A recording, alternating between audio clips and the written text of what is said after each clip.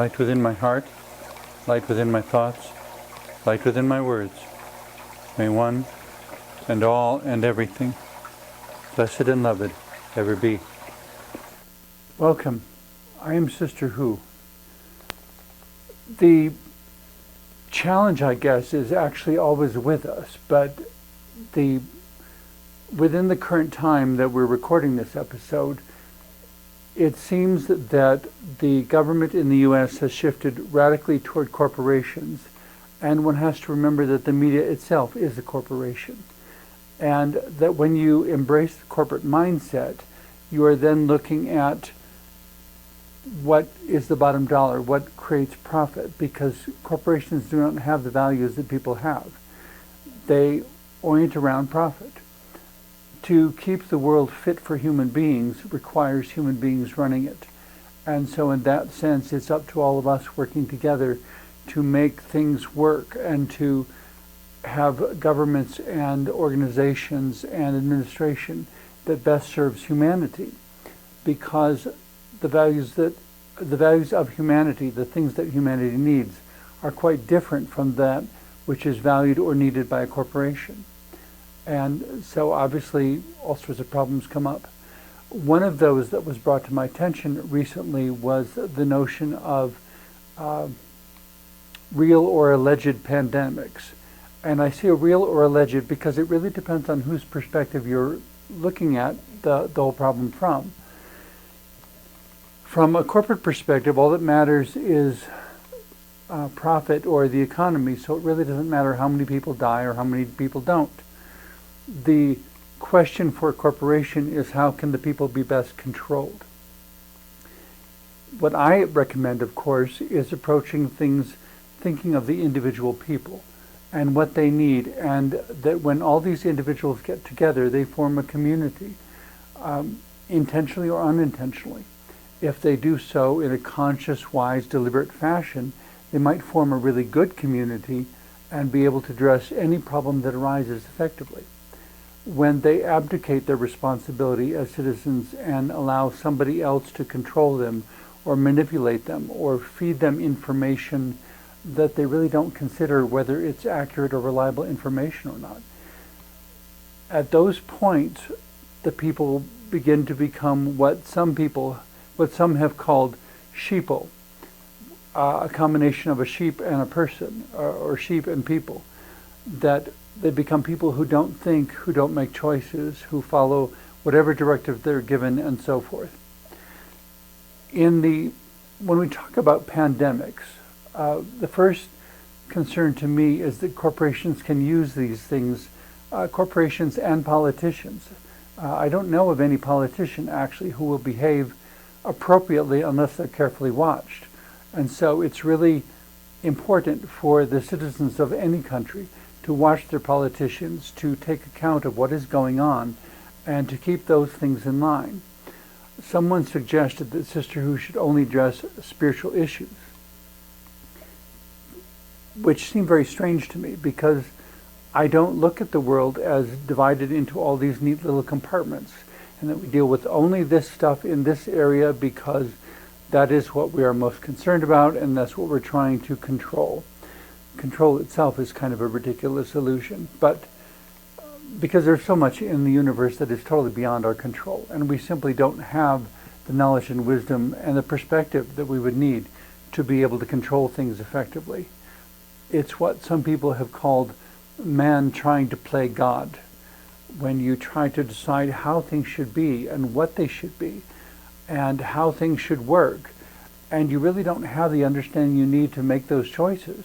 And so you wind up making choices that may work for some, but they reflect very badly on others. Someone challenged me once to think about religion, and I said, what you get in religion is that it is the one-size-fits-all kind of answer, the average answer. The problem with one-size-fits-all answers is that they don't really fit anyone all that well. When a crisis such as a pandemic of some sort or an epidemic occurs within human history, a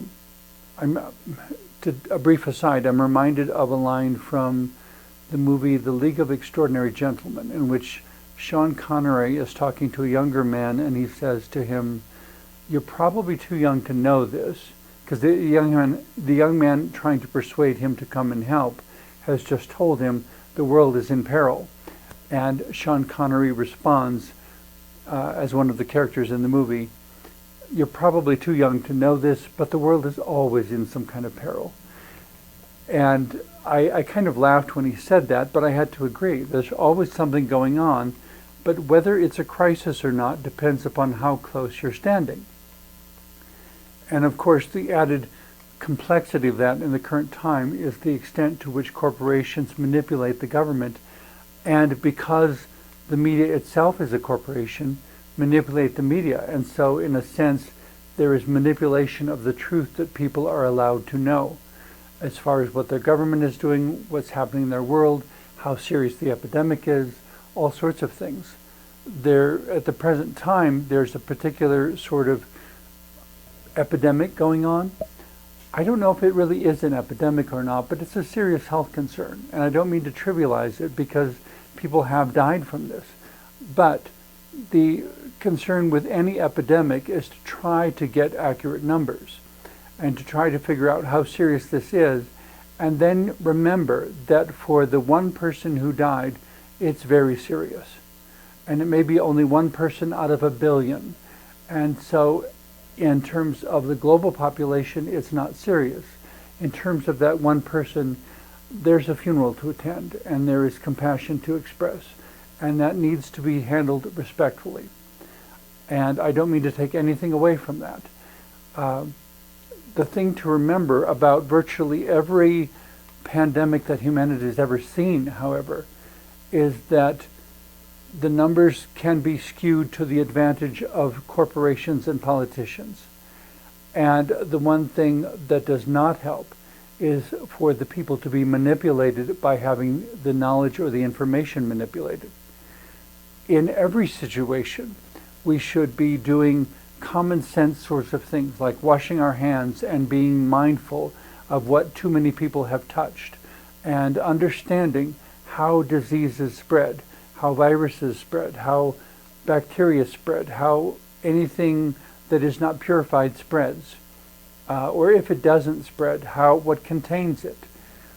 And in trying to decide how we respond to the spread of virus and bacteria, for example, one of the things that is often suggested is that people need to be much more conscientious about washing their hands. Please bear in mind that a significant portion of the world does not have access to water. Washing your hands is not something they can do.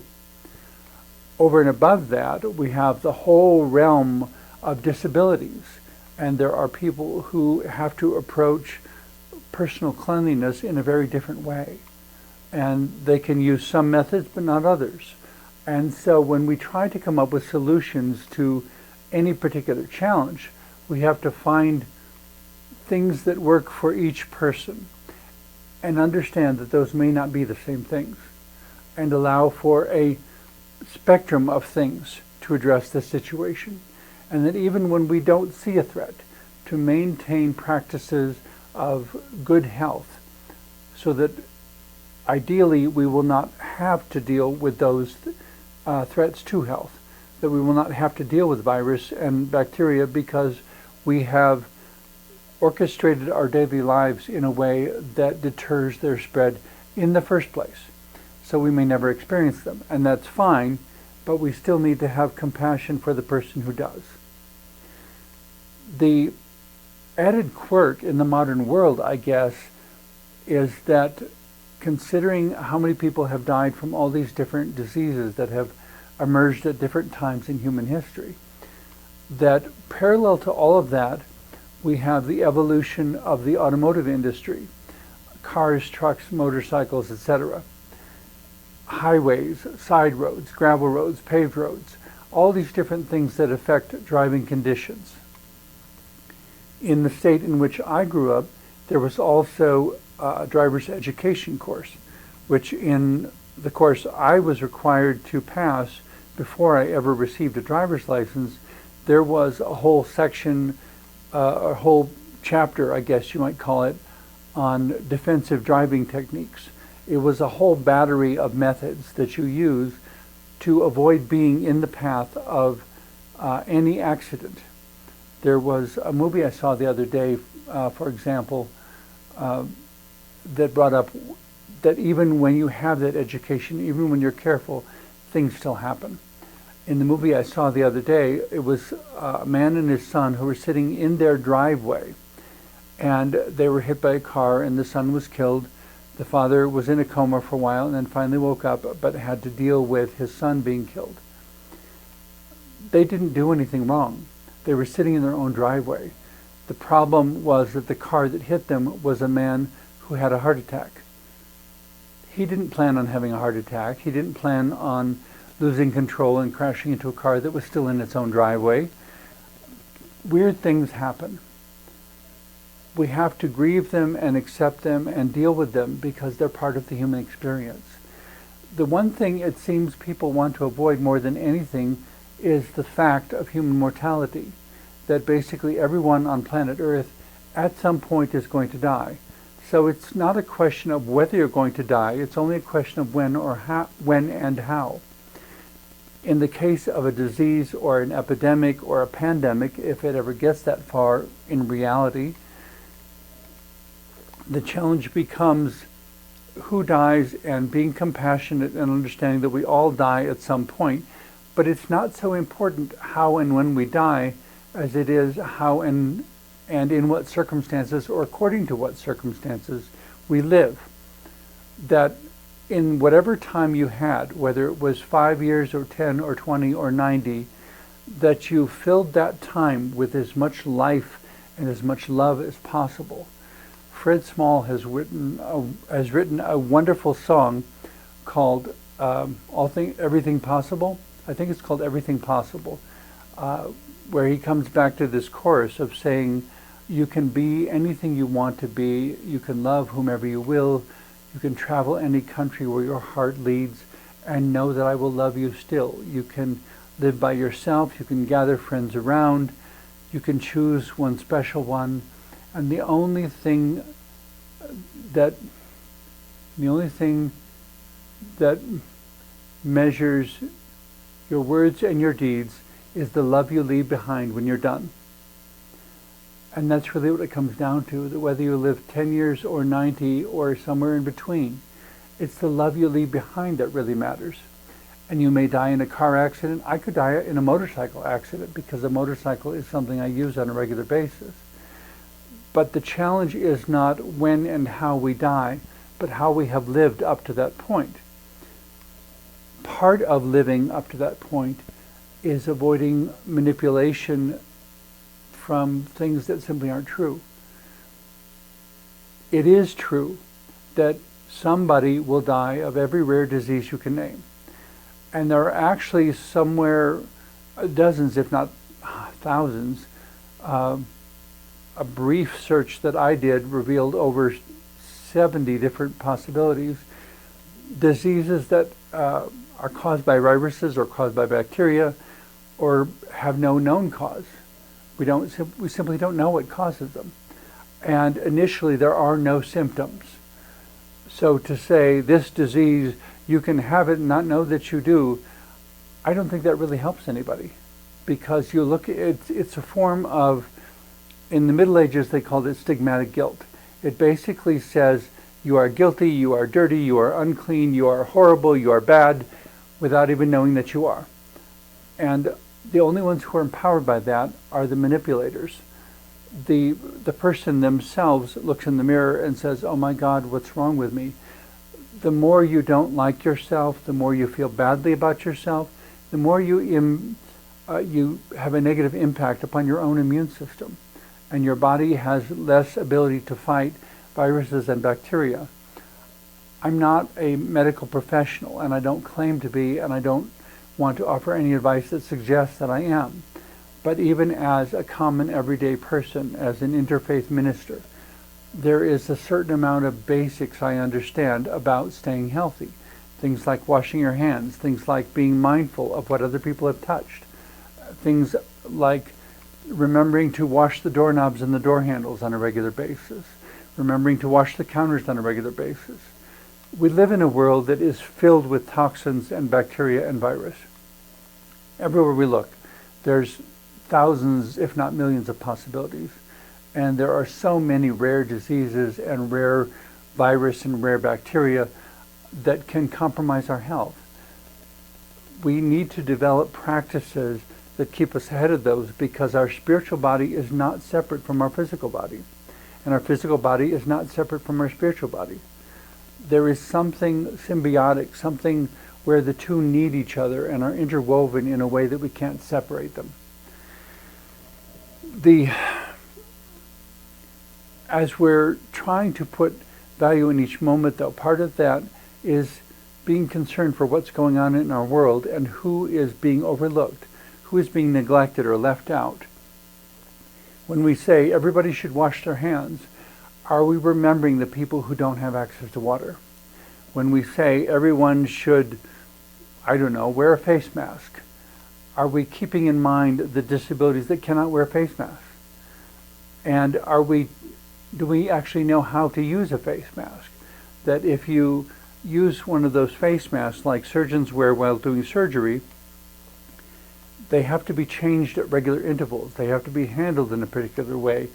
If germs get on the outside of them, those germs need to be contained, not spread to your pocket or the next person or the next place you go. There is a wise way to use them and an irresponsible way to use them.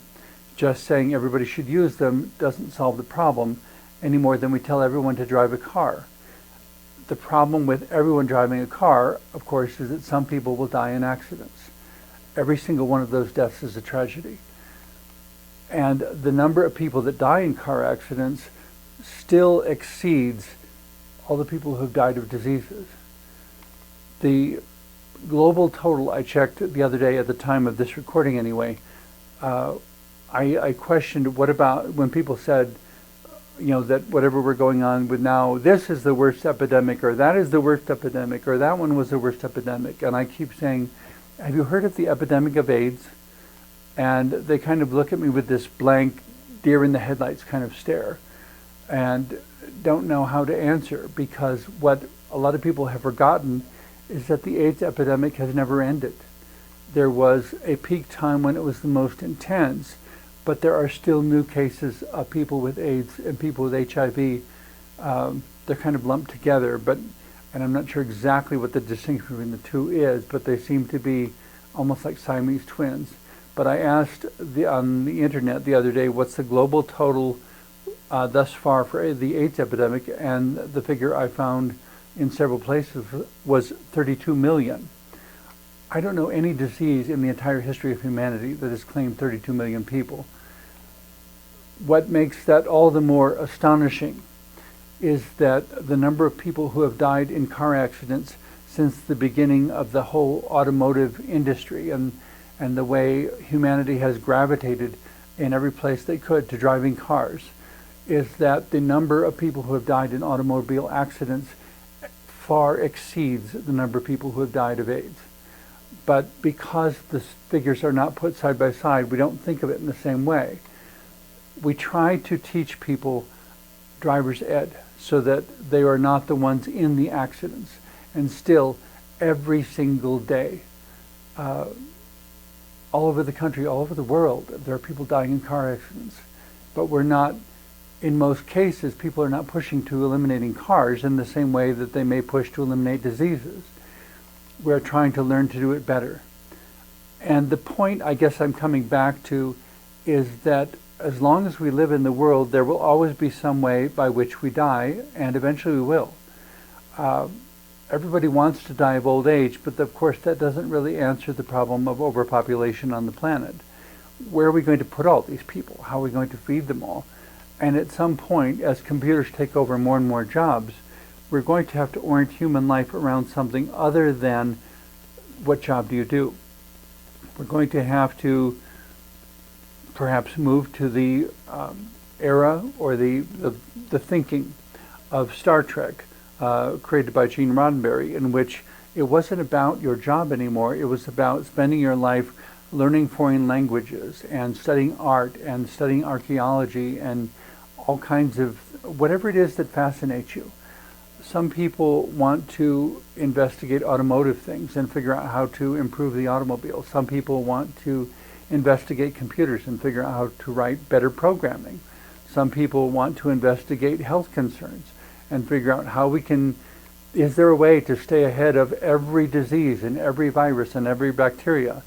And I guess I would say no, because even in the world of Star Trek, they would encounter new worlds where there would be a whole new set of virus and bacteria that they'd never encountered before.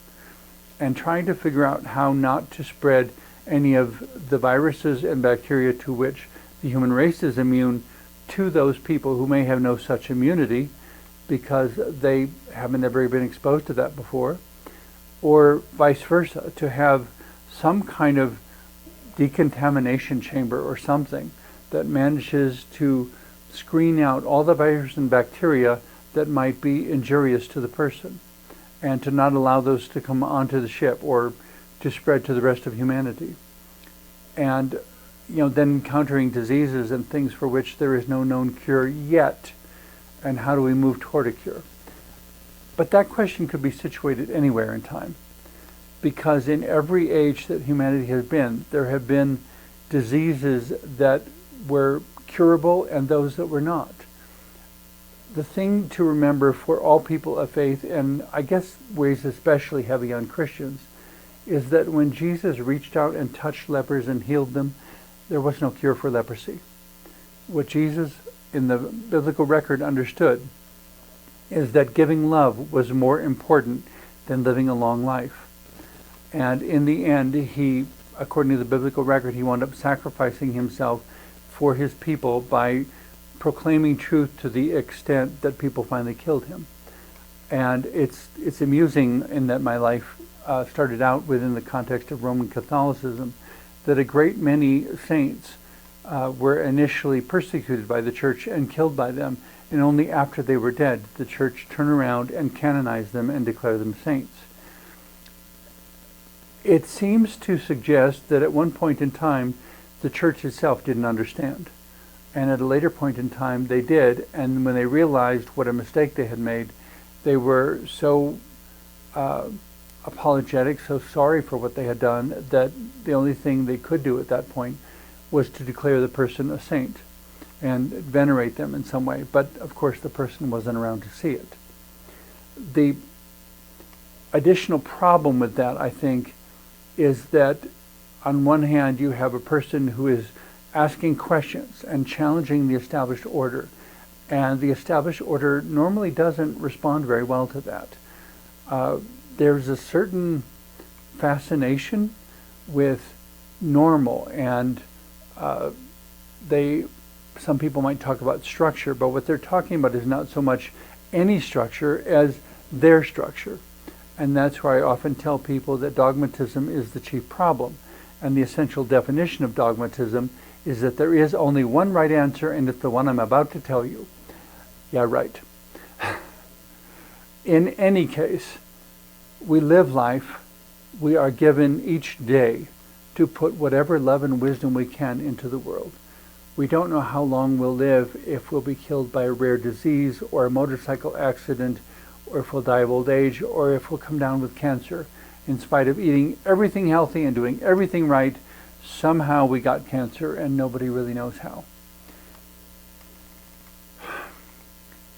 The important thing in all of this comes back to that basic question: what kind of person will you show yourself to be?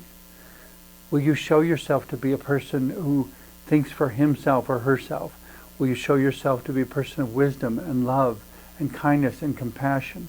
A person who believes and trusts even those things which we cannot control or understand. And in the midst of not understanding, to still be an agent of love and an agent of growth. Someone who will reach out to the hurting one and say, I'm here with you. I'm not being totally reckless, but I'm also understanding that giving love is more important than living a long life. And if we don't have that sense of values, it seems Well, what comes to mind is Jimi Hendrix quote, the musician.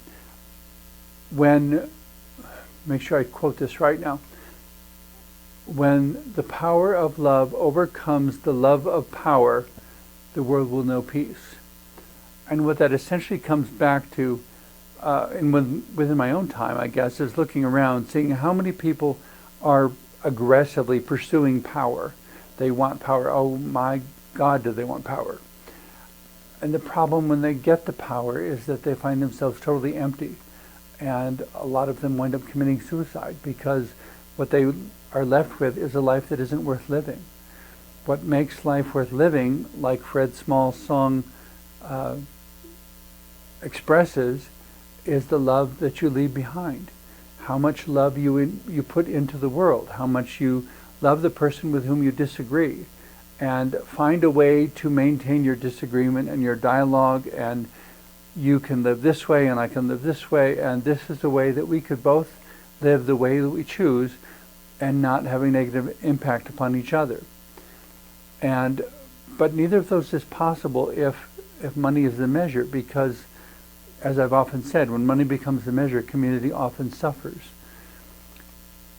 Love needs to be the measure. Wisdom needs to be the measure. The thing to remember in all of that is what kind of person will you show yourself to be. And don't base your life upon somebody else's lie, but check things out and think for yourself. Thank you very much for watching.